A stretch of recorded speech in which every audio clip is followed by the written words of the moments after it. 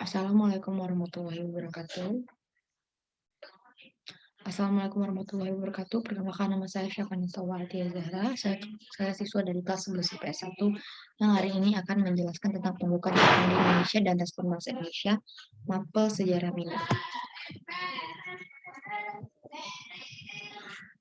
Latar belakang kedatangan Jepang, Perang Dunia World War II terjadi di dua benua, di Eropa, Nazi Jerman melawan pasukan sekutu. Di Asia, Jepang melawan sekutu.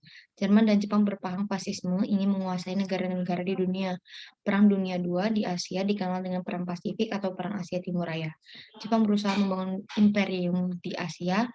Perang Dunia II di Asia dimulai pada tanggal 8 Desember tahun 1941 saat tentara Jepang Nippon mendadak menyerang Pearl Harbor di Hawaii, pangkalan angkatan laut Amerika Serikat terbesar di Pasifik. Pasukan Jepang dipimpin Laksamana Yamamoto bergerak sangat cepat menuju selatan termasuk ke Indonesia. Setelah Jepang menyerang Pearl Harbor, Gubernur Jenderal Hindia Belanda Adelheid Chandra dan Franz Stekelenburg Strouter mengumumkan perang dengan Jepang. Pasukan Jepang sejak awal berusaha menguasai Indonesia sejak pecah Perang Pasifik. Alasannya, Angkatan Perang Jepang atau Dainippon membutuhkan minyak bumi dan bahan mentah lainnya dalam rangka memenuhi kebutuhan angkatan perangnya.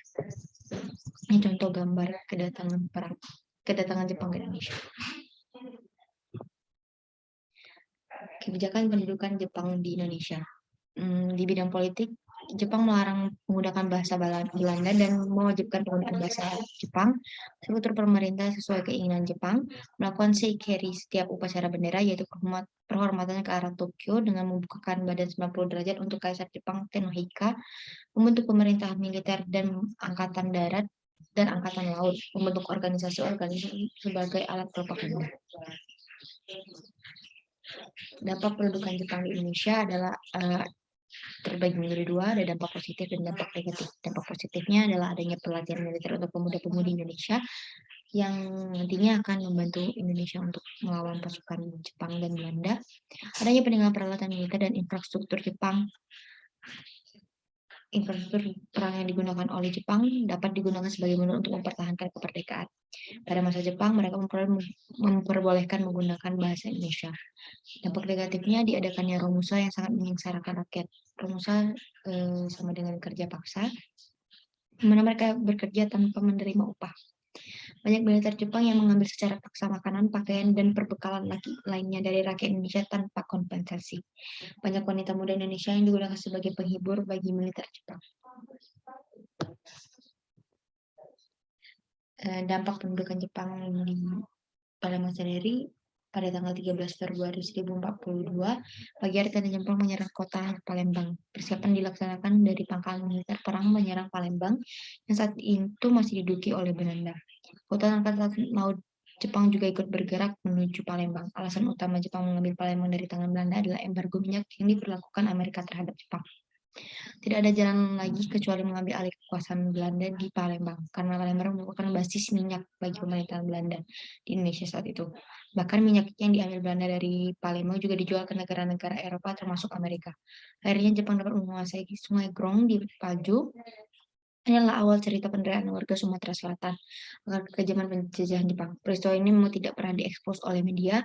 Entah mengapa, mungkin karena tidak begitu penting, tapi dalam cerita sejarah Perang Asia Pasifik, peristiwa penyerangan terhadap Palembang ini adalah peristiwa yang sangat penting karena rencana penyerangan langsung atas perintah Kaisar Jepang.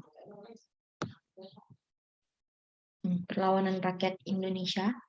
Perlawanan di Aceh. Aceh menjadi salah satu wilayah yang dikuasai oleh Jepang.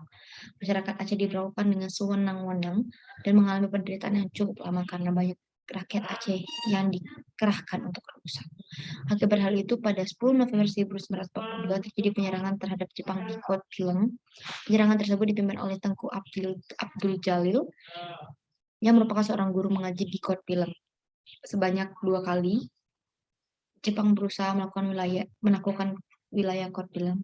Dua-duanya pun berhasil digagalkan oleh rakyat Aceh dengan serangannya dan berhasil memukul mundur Jepang ke daerah Samawe. Kemudian pada serangan ketiga Jepang berhasil merebut Kot Pileng dan Tengku Abdul Jalil harus gugur di tempat saat sedang beribadah. Sekian dari saya. Wassalamualaikum warahmatullahi wabarakatuh.